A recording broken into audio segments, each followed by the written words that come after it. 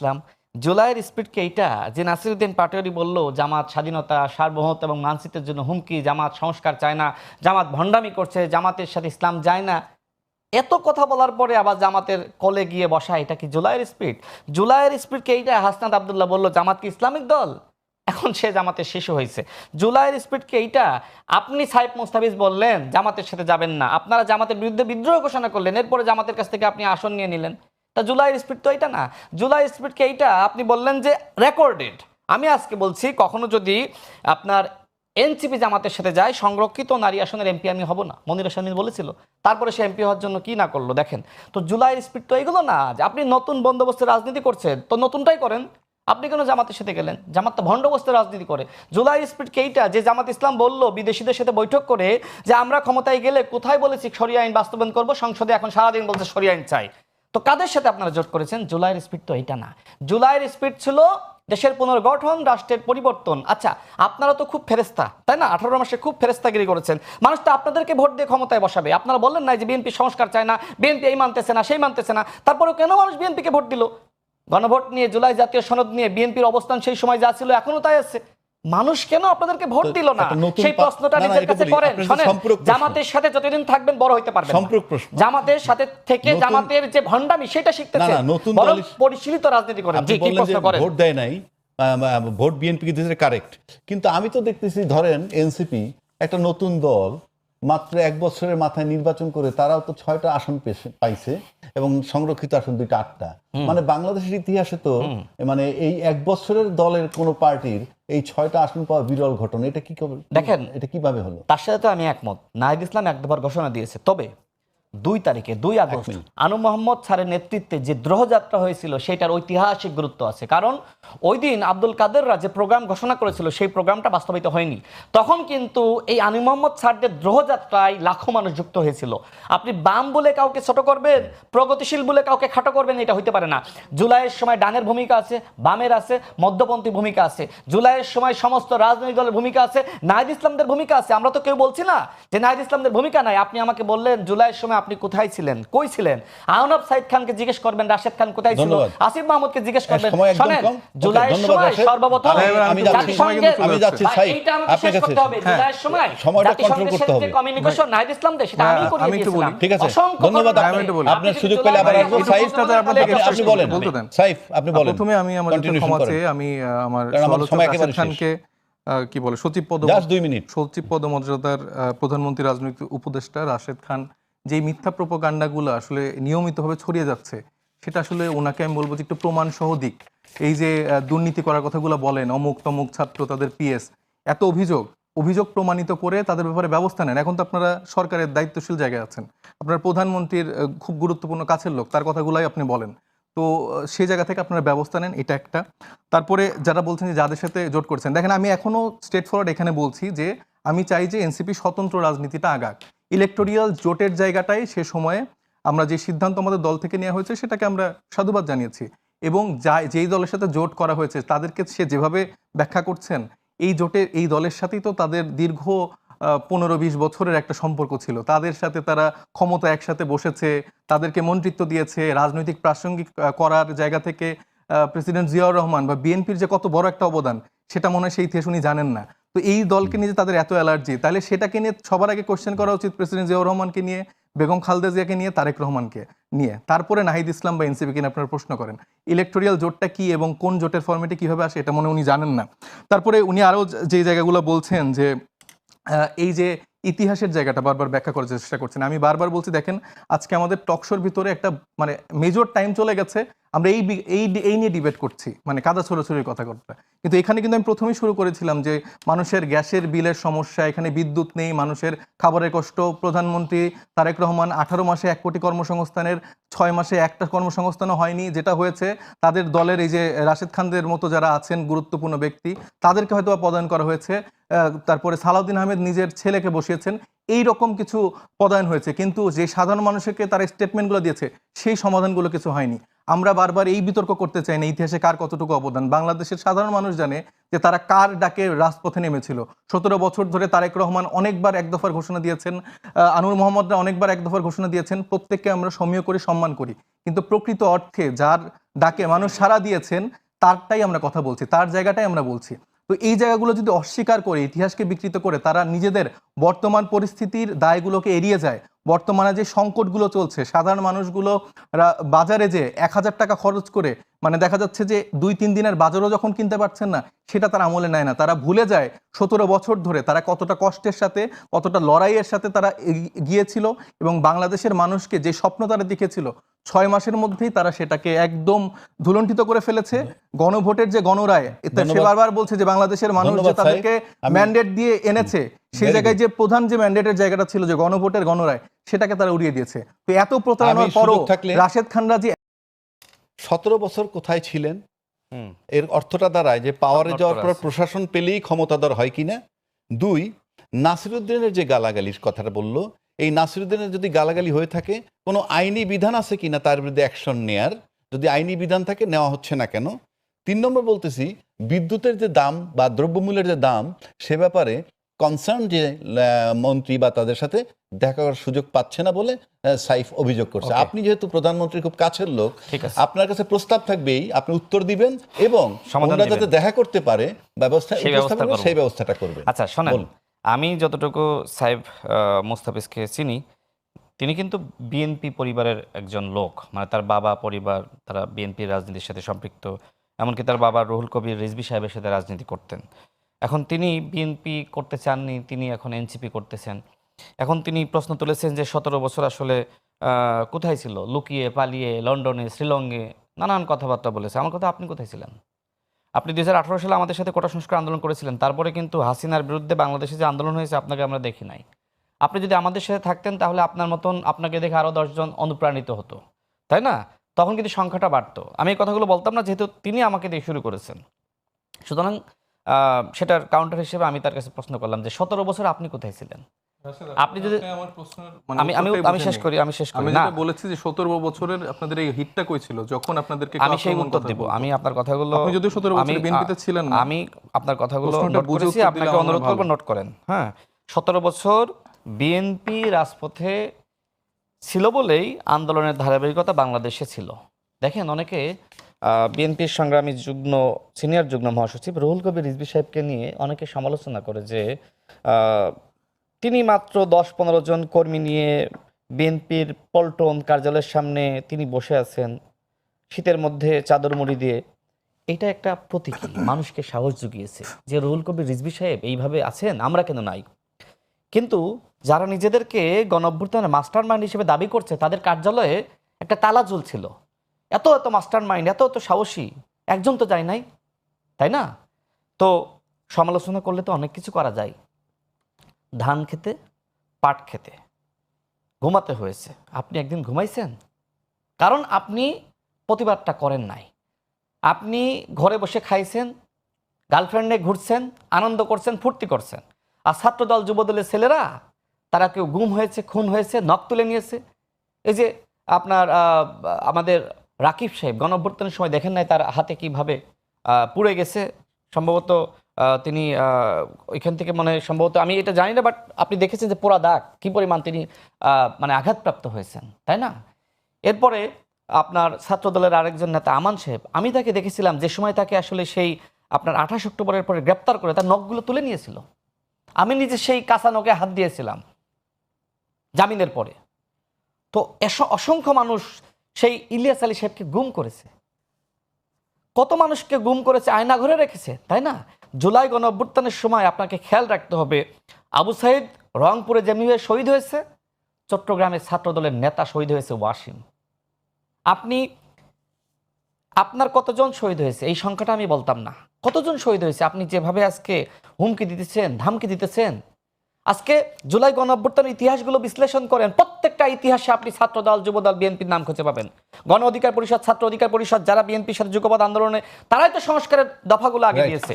আমাকে শেষ করতে না, দেন না, please। শেষ- তার কথাগুলো আমি উত্তর না, দিই, আমি তারপর শেষ আপনি করছি। প্রশ্ন করেন। না, আমি আমার শিফট সিকোয়েন্স করছি নষ্ট না, হবে। শিফট করছি আমার না। সিকোয়েন্স নষ্ট হবে, আমার কথা শেষ করি। হ্যাঁ। আমার সিকোয়েন্স নষ্ট হবে, আমি শেষ করার পরে আপনি দয়া করে প্রশ্ন আপনাকে এটা করবেন। প্রশ্ন করবো আমি। হ্যাঁ, আমি সিকোয়েন্সটা শেষ করি না, আমার সিকোয়েন্স নষ্ট হবে। আমার কথা হলো কাউকে কটাক্ষ করতে নেই। গণ অভ্যুত্থানে আপনারও ভূমিকা আছে, আমারও আছে, তাই না? সবাই তো গণ অভ্যুত্থানের শক্তি।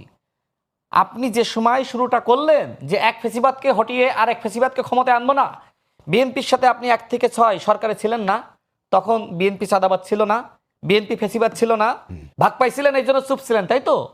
এরপরে আপনি একদম গণ অভ্যুত্থানের সময় পর্যন্ত বিএনপির সাথে আপনি আন্দোলনটা করেন নাই, করছেন তো নাকি? এমনকি আপনি নিজে আপনি 12 দলীয় জোটের ইফতার প্রোগ্রামে জামাতের আমির বলেছিল যে সুদূর লন্ডনে বসে জনাব তারেক রহমান আমাদের এই যুগপৎ আন্দোলনের নেতৃত্ব দিচ্ছেন, বলছিলেন না? বলছিলেন তো যে আমাদের নেতা, বলছিলেন না? শুনছেন তো ভিডিও আপনি? তো আপনি হঠাৎ করে কি হলো, গণ অভ্যুত্থানের পরে বিএনপি আপনার চোখে খারাপ হয়ে গেল। আর আওয়ামী লীগ কি এমন মানে ভালো আপনার সাথে করলো, আপনি আওয়ামী লীগকে সাধারণ ক্ষমা ঘোষণা করলেন? তো এগুলো তো নির্মম সত্য, তাই না? আচ্ছা, তিনি আজকে যে কথাগুলো বলছেন আমাকে নিয়ে, যে আপনি ওই সময় বিএনপিকে কতটা ধারণ করেছেন, এখন কেন এতটা ধারণ করছেন? আমি বিএনপি করে ধারণ করব, আপনি যেভাবে এনসিপি করেন এনসিপিকে ধারণ করেন, তাই না?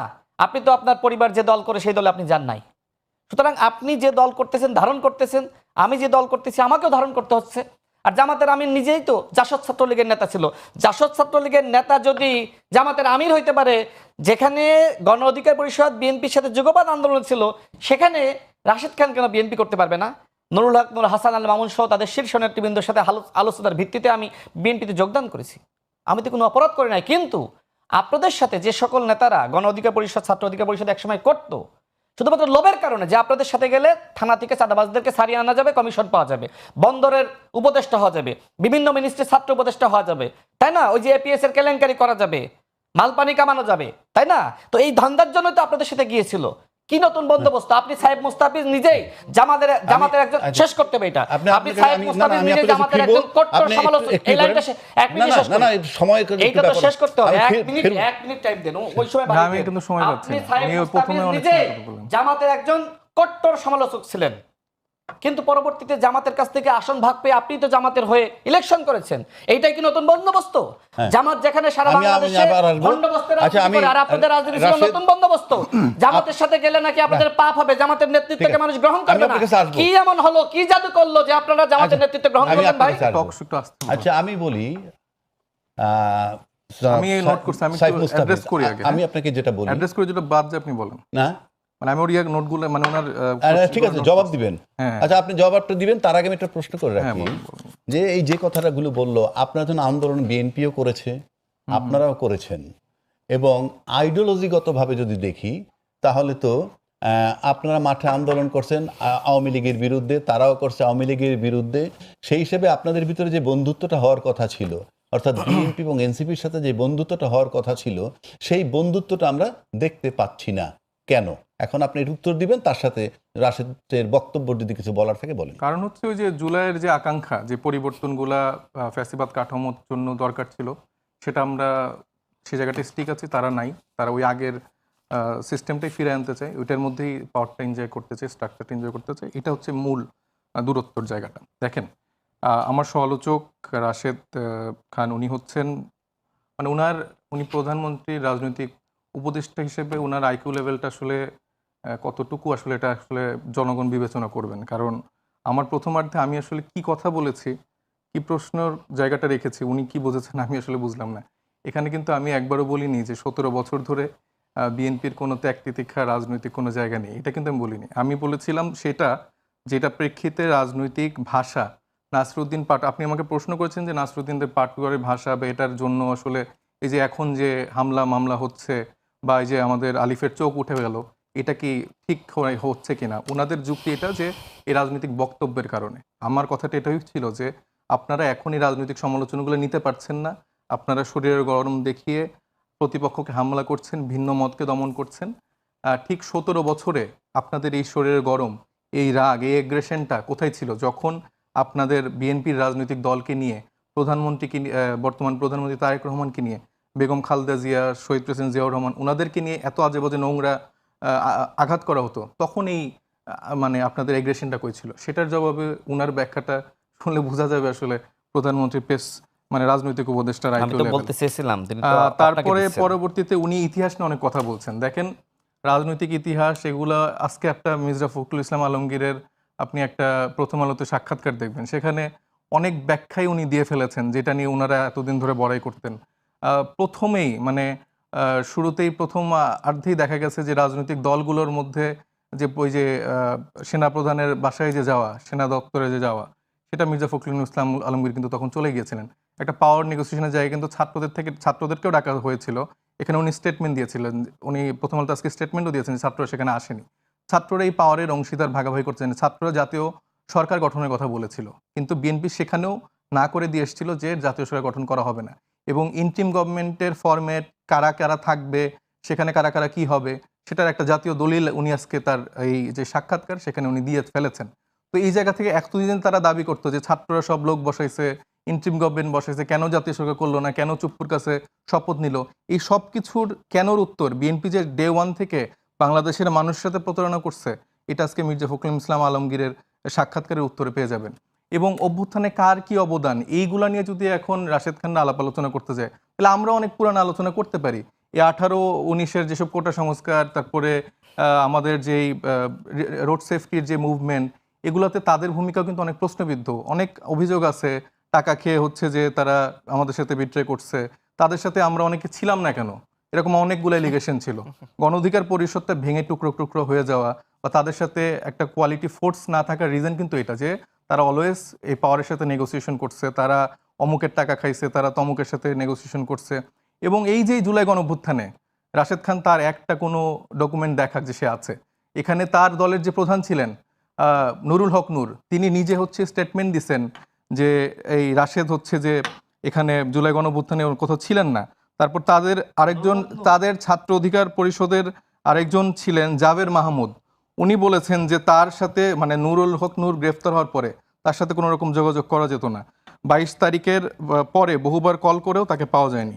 তো এই অভিযোগগুলো তাদের তাদের আপনাদের ছাত্র অধিকার পরিষদের নেতা। আমি তো বিএনপির সাথে আছি। তো সেটা তো আপনি আপনি কি না, আপনি তাইলে আপনি হয়তো বা অভ্যুত্থানের সময় বিএনপির গুপ্ত হিসেবে মানে গণ অধিকারে ছিলেন, বিএনপির গুপ্ত হিসেবে ছিলাম। তো আপনি বলেন জাবের মাহমুদকে, আপনার যে দলে গুপ্ত হিসেবে ছিলেন সেই দলের ছাত্র সংগঠনের ছাত্র। তো এই যে রাশেদদের কথা বলতে গেলে শেষ করা যাবে না, বুঝছেন? তো এইগুলা তার ইতিহাস সে ভুলে যায়। সে এখন নিজেকে আপাদমস্তক ডে-ওয়ানের বিএনপি মনে করছে, ডে-ওয়ানের বিএনপি মনে করছে। 3 আগস্ট আপনি নামবেন, 3 তারিখে তো সবাই নামছে। আপনার যে শোনেন 3 তারিখে আপনি সবাই আসিফ নামছে। মাহমুদকে জিজ্ঞেস করবেন যে প্রথম এক দফা ঘোষণা দেওয়ার জন্য আসিফ মাহমুদকে আমি প্রস্তাব দিয়েছি। হ্যাঁ, আপনি আপনার জাতিসংঘের সাথে যে সম্পর্ক তৈরি হয় আপনার সময় আমি পাঠিয়েছিলাম। আপনি আমাকে একটু আগে আপনি আমার অবদান সম্পর্কে জানতে গেলে বললে আপনি পাগল হয়ে যাবেন। আপনি আমাকে শিষ্টাচার জিজ্ঞেস করবেন, আপনি আমাকে শিষ্টাচার শিখালেন যে আপনার সময় কথা না বলতে। আপনি কেন কথা বলছেন তাহলে? না ঠিক আছে, আমি আপনার মতো তো ন্যূনতম শিষ্টাচার নেই। আপনি বলেন, আপনি আমার সময় কেন কথা বলেন তাহলে বলেন? আপনিও তো বলেছিলেন। না না না, আপনি তো থামাই, না আমি কথা বলিনি। আপনি থামাই দিয়েছেন, আমি আপনি এই যে এটা কিন্তু ভাই এটা আপনি খুবই থামাই দিয়েছেন, আমি আমার উনি কিন্তু বারবার বলে যে আমার কথার ফ্লো নষ্ট হয়ে যায়। উনি প্র্যাকটিক্যালি সে আপনি বলেছিলেন, আমিও থেমে গেছি না? এবার বলেন। যেটা বলছি যে উনি যেগুলো দাবি করছে আসিফকে, হ্যাঁ আসলেই এক দফার ঘোষকই রাশেদ খান, বুঝছেন? রাশেদ খানই নাহিদ ইসলামকে বলছে, বিভিন্ন সময় উনি বলে না এই যে এরকম একটা বডি ল্যাঙ্গুয়েজ করতো কে, ওই যে গোলাম রব্বানী নুরুল হক নূরকে বলতো এই তুমি তো আমার ছোট ভাই, এটা উনি এই রাশেদ খানও বারবার বলে এই আসিফ আমার কর্মী ছিল, অমুক আমার কর্মী ছিল। এইভাবে সে বুঝায় যে আমার অভ্যুত্থানে সব এরা আমার বাচ্চা কাচ্চা, এবং আমাকে হচ্ছে সালাউদ্দিন আহমেদ ওহি দিতেন শ্রীলং থেকে, আমি সেগুলা এখানে নাজিল করে আমি আমার অভ্যুত্থানটা চালাইছি। এই ক্রেডিটবাজি করে করে করে আজকে তিনি একটা পদ পাইছেন, এবং এই পদ দিয়ে এখন যা না তা মিথ্যা প্রোপাগান্ডা সে কন্টিনিউয়াসলি চালাই যাচ্ছে। একটা প্রধানমন্ত্রীর রাজনৈতিক উপদেষ্টার কথাবার্তা যদি এরকম হয়, প্রধানমন্ত্রীর লেভেল বাংলাদেশের মানুষ এখন চায়ের স্টলে আলোচনা করে যে আমাদের এই প্রধানমন্ত্রীর লেভেলটা কোন দিকে। আরেকটা বিষয় আমি উল্লেখ করি, দেখেন আরেকটা আলোচনা এখন আসছে যে এক দফার ঘোষণা নিয়ে। এক দফার ঘোষক অনেকে হয়ে গেছে এখন। আমি দেখলাম যে সালাউদ্দিন আহমেদ একদিন বলতেছেন যে মানে তারেক রহমান সাহেব অনেক আগে এটা দিচ্ছেন 17 বা 18 তারিখে, তারপরে উনিও কোনোভাবে হয়তো শিলং থেকে রাশেদের মাধ্যমে পাঠাইছেন, এটা আমাদের মাধ্যমে হয়তো বা 3 তারিখে আমরা দিছি। তারপরে আনু মোহাম্মদ 2 তারিখে এরকম দ্রোহযাত্রার মধ্য দিয়ে দিছে। তারপরে সলিমুল্লাহ খানও এরকম বলছে। তারপরে বদরুদ্দিন উমর উনি তো আরও আগে থেকে বলতেছে। তো তো এই যে স্টেটমেন্টগুলো কালেকটিভলি আমিও দিছি, বুঝছেন, ঘটনা হচ্ছে বাংলাদেশের মানুষ 17 বছর ধরে, আপনার আমার মতো অনেক মানুষই এই এক দফার ঘোষণা দিয়ে আসছে যে শেখ হাসিনার পতন হইতে হবে। তারপরে সালাউদ্দিন আহমেদ থেকে শুরু করে বিএনপির জায়গা থেকে আমি একটু শেষ করি, রাজনৈতিক দলগুলো আমি একটা বিরতিতে রাজনৈতিক যাবো। শেষ করেন, রাজনৈতিক দলগুলো কিন্তু বারবার বলছে যে এক দফার ঘোষণা, বিএনপির পতন হইতে হবে, সরি আওয়ামী লীগের পতন হইতে হবে, শেখ হাসিনার পতন হইতে হবে। কিন্তু আলটিমেটলি যে ছেলেটা নাহিদ ইসলাম ঘোষণা দিছে তার উপরই কিন্তু সবকিছু বর্তাইছে। তার ঘোষণা শুনেই সারা বাংলাদেশের মানুষ রাজপথে নামছে, তার ঘোষণা শুনেই এই শেখ হাসিনা এখন দিল্লিতে পলায়ন করে আছে। এবং আপনার সাথে আমার একটা টকশোতে মনে কথা হয়েছিল, সেখানে আপনিও বলছিলেন যে শেখ হাসিনা ফিরলে কাকে হত্যা করতে চাইবে, কাকে মারতে চাইবে, সেটা হচ্ছে নাহিদ ইসলাম। তো এই যে এখন যে আন্দোলন নিয়ে এত কারাকারি, এখন আমি তো এটা বাদ এখন আমি এটা বাদ সেই দিয়ে জন্য- আসলে এই ইতিহাসগুলোকে বিকৃত করার সুযোগ নাই। আপনারা বর্তমানে, আমি যেটা বলতে যাচ্ছি, ওনাকে যেটা বলতে যাচ্ছি, বিএনপির ভাইদের এর আগে জামাতের আমির নিজেই কিন্তু মাননীয় প্রধানমন্ত্রীকে নিয়ে নাসিরুদ্দিন পাটোয়ারি যে ভাষায় কথা বলেছিল তার সহধর্মিণী এবং কন্যাকে নিয়ে, এরপরে তিনি নাসিরুদ্দিন পাটোয়ারিকে ইঙ্গিত করে জাতীয় সংসদে দাঁড়িয়ে তিনি প্রতিবাদ জানিয়েছিলেন এবং তিনি বলেছিলেন যে এই ধরনের ঘৃণ্য বক্তব্য যারা মাননীয় প্রধানমন্ত্রী এবং তার পরিবারকে নিয়ে দিবে তাদের বিরুদ্ধে আইনানুগ ব্যবস্থা নেওয়ার দাবি তিনি জানিয়েছিলেন। সেই জামাতের আমির এখন নাসিরুদ্দিন পাটোয়ারিকে পাশে বসিয়ে তিনি তার প্রশংসা করছেন। মানে কি, নাসিরুদ্দিন পাটোয়ারি তুমি যা বলতেছো করতেছো বলো। নাসিরুদ্দিন পাটোয়ারির বক্তব্যগুলো যদি আপনি দেখেন, সে মন্ত্রীদেরকে তুই তুকারি করে মানে এমন ভাষায় কথা বলেছে যেগুলো আসলে এখানে রিপিট করার যোগ্য না।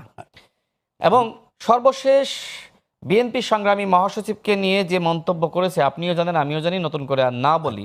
তো এরপরে বলেন যে রাজনৈতিক যে সংস্কৃতি, আপনি নিশ্চয়ই আমাদের বয়সে course.